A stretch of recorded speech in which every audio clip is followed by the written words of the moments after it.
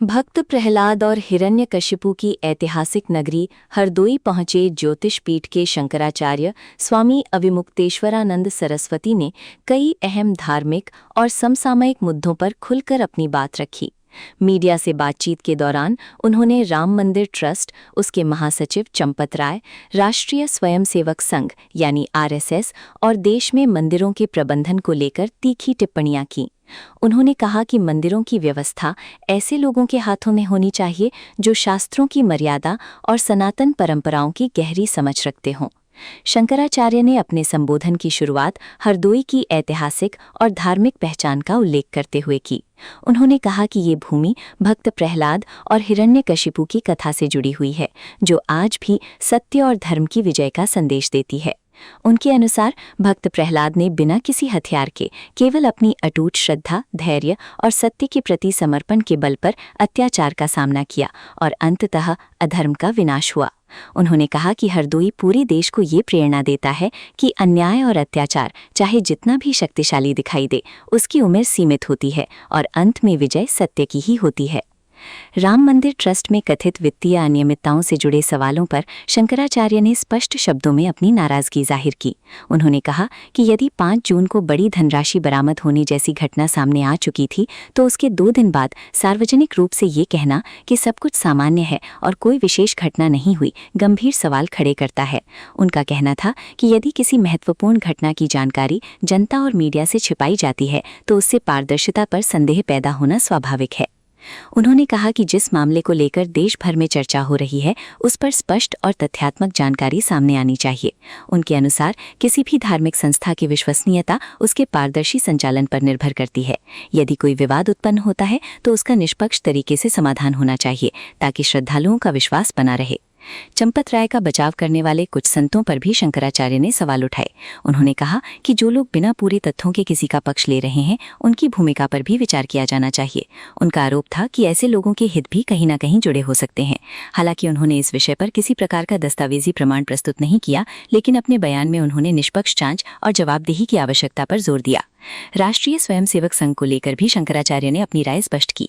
उन्होंने कहा कि यदि कोई संगठन स्वयं को हिंदू धार्मिक संगठन नहीं मानता, तो उसके प्रतिनिधियों की देश के प्रमुख मंदिरों के प्रशासन और प्रबंधन में क्या भूमिका होनी चाहिए, इस पर गंभीर विचार किया जाना चाहिए। उन्होंने मांग की कि राम जन्मभूमि, महाकाल सहित देश के महत्वपूर्ण मंदिरों के संचालन की जिम्मेदारी ऐसे संतों और धर्माचार्यों को दी जाए जो सनातन परंपराओं, वेद शास्त्रों और धार्मिक मर्यादाओं के अनुरूप कार्य कर सकें। उन्होंने कहा कि मंदिर केवल पूजा अर्चना के केंद्र नहीं है, बल्कि वे सनातन संस्कृति, आस्था और परंपराओं के जीवंत प्रतीक हैं। इसलिए उनके संचालन में धार्मिक मर्यादा और पारदर्शिता दोनों का पालन होना आवश्यक है। भगवान के मंदिरों की संपत्ति, दान और व्यवस्थाओं की सुरक्षा सर्वोच्च प्राथमिकता होनी चाहिए। शंकराचार्य ने कथा व्यास देवकीनंदन ठाकुर द्वारा मंदिरों को सरकारी नियंत्रण से मुक्त करने की मांग का भी समर्थन किया। उन्होंने कहा कि देश भर के मठ और मंदिरों के संचालन के लिए एक स्वतंत्र व्यवस्था बनाई जानी चाहिए, जिससे धार्मिक संस्थानों का संचालन धर्माचार्यों के मार्गदर्शन में हो सके। उन्होंने सुझाव दिया कि इसके लिए एक हिंदू बोर्ड का गठन किया जाए, जो मंदिरों के प्रशासन, धार्मिक परंपराओं की रक्षा और आर्थिक पारदर्शिता सुनिश्चित करने का कार्य करे। उनका कहना था कि वर्तमान समय में मंदिरों के प्रबंधन को लेकर व्यापक विमर्श की आवश्यकता है। यदि धार्मिक संस्थाओं का संचालन धर्म और शास्त्रों की मर्यादा के अनुरूप होगा, तो श्रद्धालुओं का विश्वास और मजबूत होगा तथा मंदिरों की गरिमा भी बनी रहेगी। हरदोई में दिए गए शंकराचार्य के इन बयानों ने धार्मिक और सामाजिक हलकों में नई चर्चा को जन्म दे दिया है। राम मंदिर ट्रस्ट, मंदिर प्रबंधन और हिंदू बोर्ड की मांग जैसे मुद्दों पर उनकी टिप्पणियां आने वाले दिनों में व्यापक बहस का विषय बन सकती हैं। वहीं उनके वक्तव्य पर संबंधित पक्षों की प्रतिक्रिया भी अब महत्वपूर्ण मानी जा रही है। ऐसा है, भक्त प्रहलाद और उनके पिता हिरण्यकशिपु की इस नगरी में, हरदोई में आकर के हमको बहुत प्रसन्नता हो रही है और हमको बड़ी प्रेरणा भी मिल रही है, क्योंकि भक्त प्रहलाद एक ऐसे क्रांतिकारी थे जिन्होंने शस्त्र अस्त्र नहीं उठाए, केवल अपने मामले में दृढ़ता रखी कि हमको तो भगवान का नाम लेना है, हरि शरणम कहना है। उनके पिता ने लाख उनको रोकना चाहा, लेकिन वो जितने रोकते थे उतने ही दृढ़ता से वो कहते थे कि हरि शरणम हरि शरणम। और उसका परिणाम ये हुआ कि उनके ऊपर अत्याचार पे अत्याचार हुआ, लेकिन अंत में प्रहलाद भक्त की ही जीत हुई, हिरण्यकशिपु अत्याचारी का अंत हुआ। तो अत्याचारी का सदा अंत होता है, इस बात की प्रेरणा हरदोई जिला हमारा देता रहता है। आज उस हरदोई में आकर के हमको मन में बड़ी प्रसन्नता हो रही है। अयोध्या में साधु संतों की मांग है कि राम मंदिर ट्रस्ट के माध्यम से चंपत राय का इस्तीफा स्वीकार किया है। चंपत राय निर्दोष है। ऐसा है कि कैसे निर्दोष हो सकते हैं चंपत राय, जब 5 जून को 80 लाख रुपए बरामद कर लिए गए थे और 7 जून को वो पहली बार आप लोगों के कैमरे के सामने आए थे और उन्होंने कहा कि हमारे यहाँ सब रूटीन में चल रहा है, कुछ भी उल्लेखनीय नहीं है। इसका मतलब है कि इतनी बड़ी बात को उन्होंने पब्लिक से, प्रेस से छिपाया। वो कैसे निर्दोष हो सकते हैं? जो साधु संत ऐसा कह रहे हैं वो भी उसी में मिले जुले हैं, उनको उनका हिस्सा मिल गया होगा, अन्यथा ऐसा कोई नहीं कह सकता था। कांग्रेस के नेता हैं दिग्विजय सिंह, उन्होंने राम मंदिर प्राण पर सवाल किया। उन्होंने कहा कि राम की जो मूर्ति है वो काली है, इसीलिए यहाँ ये दंड मिला। ऐसा है कि ये राजनीतिक लोग हैं, आपस में एक दूसरे को कुछ भी कहते रहते हैं, उस पर हम कुछ नहीं कहना चाहेंगे। हम तो हमारे धर्म की और धर्मशास्त्र की कोई बात होगी उसी पे बोले।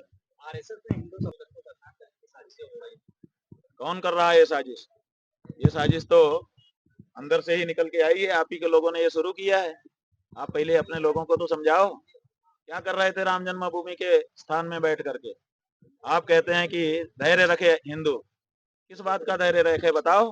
भगवान के मंदिर में बैठ करके आप चोरी कर रहे हो और हिंदुओं को उपदेश दे रहे हो कि धैर्य रखे।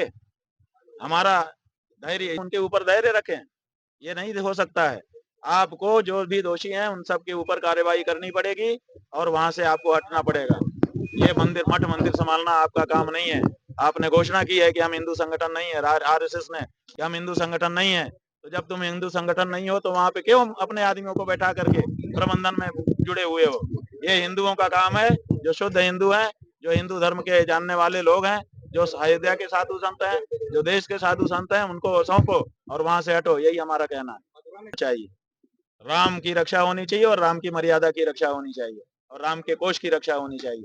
बताइए, इतने बड़े कोष पे डकैती हो गई, आप लोगों ने अभी तक जो कोषाध्यक्ष है उसका नाम तक नहीं लिया। क्या हो रहा है ये? आप लोग पूरी तरह से सेफ रख रहे हो सब लोगों को, ऐसा मत करो। महाकाल मंदिर में भी आरएसएस का नाम आ रहा है कि वहाँ का जो धन है, ये सब मंदिरों पे ये बैठ रहे हैं, सब जगह पर घुस करके अपना कब्जा करना चाहते हैं। जब तुम हिंदू संगठन नहीं हो तो मंदिरों में तुम्हारा क्या काम है?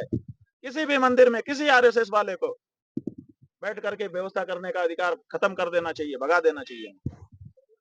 जो सच्चे सनातन धर्म के लोग हैं वो अपने मंदिरों का अपने बताए गए शास्त्र मर्यादा के अनुसार परिपालन करें, इसकी जरूरत है। और सुनो, हम एक बात कहना चाहेंगे। एक कथा व्यास हैं देवकी नंदन ठाकुर जी, उन्होंने एक बहुत बढ़िया बात कही है। उन्होंने कहा है कि हमारे जितने मंदिर सरकार ने और संस्थाओं ने ले रखे हैं उन सबको खाली करें, हिंदू धर्माचार्यों के जिम्मे करें, हिंदू धर्माचार्य इसको संभालेंगे। इसलिए देवकी नंदन ठाकुर के उस वक्तव्य का हम पूरी तरह से समर्थन करते हैं और मांग करते हैं कि तत्काल हिंदू बोर्ड बना दिया जाए और धर्माचार्यों की व्यवस्था, मंदिरों की व्यवस्था दे दी जाए।